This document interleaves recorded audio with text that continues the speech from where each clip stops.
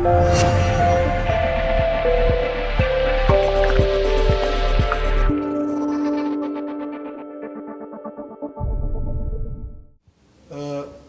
e armatosura janë prioritet nacional, me cilët ne asnjë nuk jemi thirrur as të bëjmë ndonjë, siç e quajt jo, s'po muja se përmeni atë fjalë, se as nuk do të vjen shprehje.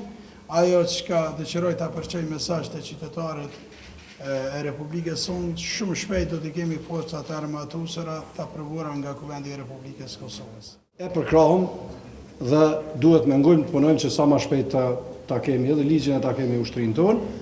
Çdo gjë tjetër që tentohet nga kush do të thuhet, është një dëshirë e tyre politike për të përfituar kushtimisht politikisht. Dhe sot është ngrit kjo temë absolutisht, unë po e them për marketing politik, po lejom apo pyet, lejom të përgjigjem.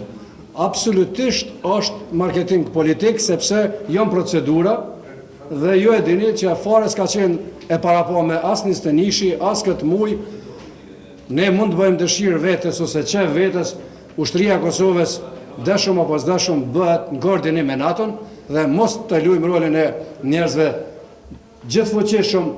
Kjo çështje ka mbetur pezull prej prillit të vitit 2014. Siç e dini, në prill vitit 2014 janë proceduar edhe kërkesat e qeverisë për ato pikat e nevojshme të ndryshimeve kushtetuese, që i kërkon krijimi i forcave të armatosura të Kosovës.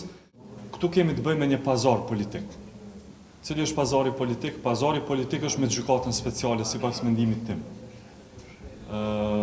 Për shkak të kundërshtimeve të Beogradit dhe të listës sërbe, e cila është qeverinë e Republikës Kosovës, dhe e cila ka hyrë me kushte të caktuara në koalicionin të qeverisës të mazhorancës, unë mendoj që ata e kanë pas si kusht dhe kështu e kuptoj procesin, rendin e gjërave si kanë shkuar, që këta kërkojnë që s'pari të krijohet një tribunal i veçantë, ku persekutohet ushtria qëllimtare e Kosovës.